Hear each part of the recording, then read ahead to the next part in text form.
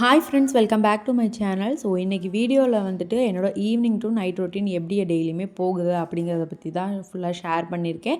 So வீடியோவை ஃபுல்லாக skip பண்ணாமல் பாருங்கள், உங்களுக்கும் கொஞ்சம் இன்ட்ரெஸ்டிங்காக இருக்கும். ஈவினிங் ஒரு 5 o'clock ஆனால் போதும், பால் வந்துடும். பாலை வாங்கி வச்சுட்டு அகைன் போய் தம்பி கூட நான் படுத்துருவேன். அதுக்கப்புறம் ஒரு 6 மணிக்கு தம்பி எழுந்திருப்பான். அப்போ தான் நானும் எழுந்திரிச்சு கிச்சன் வேலையை கொஞ்சம் கொஞ்சமாக பார்ப்பேன். கிச்சனுக்குள்ளே நுழைஞ்சேன் அப்படின்னா கொஞ்சம் மெஸ்ஸியாக தான் கிடக்கும். அதை எல்லாத்தையுமே பாத்திரத்தை எல்லாத்தையுமே அரேஞ்ச் பண்ணிவிட்டு அப்புறம் ஃப்ரிட்ஜில் ஏதாவது எடுத்து வைக்கிறது எடுத்து வச்சுட்டு பர்டிகுலர் டேயில் வந்துட்டு முட்டை வந்துட்டு வாங்கி வச்சு அப்படியே இருந்தது, அதையும் எடுத்து முட்டை ட்ராக்கில் வச்சுட்டு அப்படியே கிச்சனை க்ளீன் பண்ண ஸ்டார்ட் பண்ணிட்டேன். சாதம் வந்து கொஞ்சம் மிஞ்சி இருந்தது, மத்தியானது மேக்ஸிமம் மிஞ்சி இருக்காது, பட் இன்றைக்கி என்னமோ மிஞ்சி இருந்தது. சரின்ட்டு அதையும் எடுத்து தனியாக வச்சுட்டு அதையும் சிங்கில் போட்டாச்சு விளக்குறதுக்கு. இப்போ வந்து நம்ம காலையிலேருந்து மத்தியானம் வரைக்கும் விளக்கி வச்சுருப்போம் இல்லையா, அந்த பாத்திரம் வந்துட்டு இருந்தது. அது எல்லாத்தையுமே எடுத்து அரேஞ்ச் பண்ணி வச்சிடலாம் அப்படின்னு சொல்லிட்டு அந்தந்த இடத்துல எடுத்து அரேஞ்ச் பண்ணிகிட்ருக்கேன். எனக்கு பாத்திரம் விளக்குறதெல்லாம் விட இந்த மாதிரி அகைன் எடுத்து அரேஞ்ச் பண்ணி வைக்கிறது தான் எனக்கு பெரிய வேலையாக இருக்கும். ஏன்னா அதை ஒவ்வொரு இடத்துலையும் பார்த்து பார்த்து வைக்கிறதுக்குள்ளேயே எனக்கு போராட்டமாக ஆயிரும். அதுலேயும் தம்பி வந்து வேறு ஹெல்ப் பண்ணுறேன் அப்படின்ட்டுலாம் இருப்பான். இன்றைக்கி என்னமோ வரல. சரின்னு சொல்லிவிட்டு அதை எல்லாத்தையுமே முடித்து வச்சதுக்கப்புறமா பாத்திரம் கொஞ்சம் கடந்தது, அதை மட்டும் துலக்கி வச்சிடலாம் அப்படின்னு சொல்லிவிட்டு அதையும் துலக்கி வச்சாச்சு. அன்னைக்கு வந்துட்டு சிக்கன் செஞ்சுருந்தோம், அதனால தான் சரின்னு சொல்லிட்டு ஃபுல்லாக வந்து அடுப்பை க்ளீன் பண்ணி விட்றலாம் அப்படின்னு சொல்லிட்டு அடுப்பை க்ளீன் பண்ணி விட்ருக்கேன். சாப்பாடு செய்கிறதுக்கே கொஞ்சம் லேட் ஆகிடுச்சு, அதனால மத்தியானம் க்ளீன் பண்ண முடியலை. சாப்பிட்டுட்டு உடனே போய் படுத்தாச்சு. இல்லைன்னா சும்மா தான் அந்த ஈரத்துணி வச்சு தான் நான் க்ளீன் பண்ணி விட்ருப்பேன். அன்றைக்கி வந்து சிக்கன் செஞ்சதுனால கொஞ்சம் அந்த மீச்சி ஸ்மெல்லாம் அடிக்கும் இல்லையா, அதனால சோப் போட்டு வாஷ் பண்ணிடலாம் அப்படின்னு சொல்லிட்டு எல்லா இடத்தையுமே சோப் போட்டு வாஷ் பண்ணிவிட்டு அதுக்கப்புறம் ஒரு ஈரத்துணி வச்சு தொடச்சி எடுத்தோம் அப்படின்னா சரியாயிரும். அகைன் வந்துட்டு ஈரத்துணி தொடச்சதுக்கு அப்புறமா ஒரு காஞ்ச துணி வச்சு தொடச்சோம் அப்படின்னாலுமே நல்லா அந்த ஈரம்லாம் போய் அடுப்பு பார்க்குறதுக்கு நல்லா பளிச்சுன்னு இருக்கும். எப்பொழுதுமே அடுப்பை துடைக்கிறேன் அப்படின்னா அடுப்புக்கு கீழே, அதாவது ஸ்டவ்வுக்கு கீழேயும் துடைக்க நான் மறக்கவே மாட்டேன். ஏன்னா அங்கே தான் நம்ம பிசு பிசுன்னு இருக்கும். அதனால் அங்கே அப்புறம் அந்த மேலே இருக்கிற இடம் அது எல்லாத்தையுமே தொடச்சி வச்சாச்சு.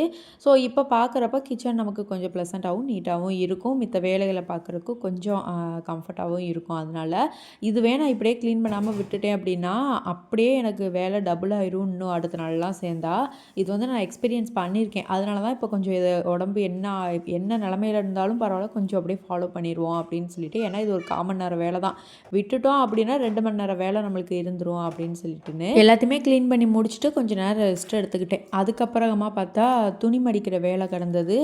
அன்னைக்கு வந்துட்டு என்னோடய துணியெலாம் நிறையா இருந்தது மடிக்கிறதுக்கு. அதாவது முந்தின நாள் வாஷ் பண்ணியிருந்திருப்பேன், அடுத்த நாள் வந்து எடுத்ததுனால இவ்வளோ துணி இருந்துச்சு. சரின்னு சொல்லிட்டு அதையும் மடித்து வச்சுட்டு தூக்கிட்டு போய் வச்சாச்சு. துணி வந்துட்டு இப்படியே நான் போட்டு வச்சுருந்தேன் அப்படின்னா தம்பி என்ன பண்ணுறேன்னா இழுத்து கீழே இழுத்து போட்டுருவான். அப்போ என்ன பண்ணுறதுனா எனக்கு துவைச்ச துணி எது துவைக்காத துணி எது அப்படிங்கிறதே இதெல்லாம் எக்ஸ்பீரியன்ஸ் பண்ணது, அதனால நான் சொல்கிறேன். ஏன்னா தம்பி வந்து அந்த மாதிரி தான் பண்ணி வச்சுருவான். அதனால் அப்புறம் வந்து பெட்டை வந்து மேக் பண்ணிடலாம் அப்படின்னு சொல்லிட்டு தம்பியோட விளையாட்டு ஜாமான் எல்லாமே இருந்தது, அது எல்லாத்தையுமே எடுத்துகிட்டு அன்னைக்கு வந்துட்டு கொஞ்சம் புதுசாக வந்துட்டு போட்டிருந்தேன். இதை பழசை வந்து எடுத்துகிட்டு துவைக்க போட்டுட்டு இந்த இதை புதுசாக போட்டுடலாம் அப்படின்னு சொல்லிட்டு இந்த பெட்டு கவர் நான் போடுறப்பெல்லாம் என்ன பண்ணுவேன்னா சைடில் 4 சைட்லையும் வந்து பின் குத்தி வச்சுருவேன். அப்போ தான் களையாமல் இருக்கும். இல்லாட்டின்னா ஒரே நிமிஷத்தில் களைச்சி கீழே தூக்கி எரிஞ்சிருவாங்க. அதனால சரின்னு சொல்லிட்டு பின் குத்தி வச்சுட்டேன் அப்படின்னா எனக்கு கொஞ்சம் களையாமல் இருக்கும். கிச்சன் டவலையுமே கொண்டு போய் பேக் சைடில் வந்துட்டு காய போட்டுட்டேன். இனி வந்து நைட் டின்னருக்கான வேலை தான். நைட் டின்னருக்கு வந்துட்டு தோசை மாவு இருந்தது, தோசையும் அப்புறம் பால் வந்து ஈவினிங் வாங்கி வச்சுருந்தோம் இல்லையா, அதையும் காய்ச்சி வச்சிடலான்னு கையோடு எடுத்துகிட்டு வந்துட்டேன். நைட் டின்னருக்கு வந்துட்டு தோசையும் அதோட வந்து சிக்கன் குழம்பு தான் அன்றைக்கி வச்சுருந்தேன். அப்புறம் சிக்கன் 65 கொஞ்சோண்டு இருந்தது, அதை வச்சுட்டு நைட்டு சாப்பிட்டுட்டோம். ஃபஸ்ட்டு வந்து பாலை ஊற்றி அடுப்பில் வச்சுட்டேன். பால் காஞ்சதுக்கு அப்புறமா மித்த வேலையை பார்த்துக்கலாம் அப்படின்னு சொல்லிட்டு தான். ஏன்னா பால் வந்து ஆறுனதுக்கப்புறம் தான் ஃப்ரிட்ஜில் எடுத்து வைக்க முடியும். ஸோ நான் எல்லா வேலையும் முடிச்சுட்டு பால் காய்ச்சினேன் அப்படின்னா அப்புறம் பாலை உள்ளே எடுத்து வைக்கிறதுக்கு ரொம்ப நேரம் ஆயிரும். எல்லாருக்குமே ஆளுக்கு ஒரு முட்டை தோசை போட்டுட்டு அப்புறம் எவ்வளோ தோசை வேணுமோ அப்படிங்கிறத ஊற்றி கொடுத்து ஃபஸ்ட்டு வந்து தம்பிக்கு முட்டை தோசை போட்டுட்டு ஊட்டி விட்டதுக்கப்புறமா ஹஸ்பண்டுக்கும் சுட்டு கொடுத்துட்டு அதுக்கப்புறம் நான் உட்காந்து சாப்பிட ஸ்டார்ட் பண்ணிட்டேன். கொஞ்சம் நேரம் அப்படியே டிவியை பார்த்துட்டே சாப்பிட்டு முடிச்சிட்டோம் அப்படின்னா அது வேலை முடிஞ்சிருச்சு.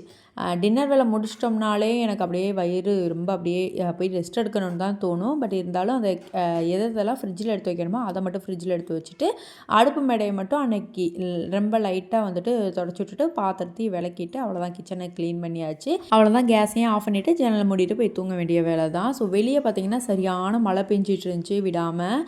அதையும் கொஞ்ச நேரம் நின்று பார்த்துட்டு தூங்க போயாச்சு. இந்த வீடியோ உங்களுக்கு பிடிச்சிருக்கும். இதே மாதிரி இன்ட்ரெஸ்டிங்கான வீடியோவுக்கு நம்ம சேனலை சப்ஸ்கிரைப் பண்ணிக்கோங்க. இதே மாதிரி இன்ட்ரெஸ்டிங்கான இன்னொரு வீடியோவில் நான் உங்களை பார்க்குறேன். அது வரைக்கும் பாய்.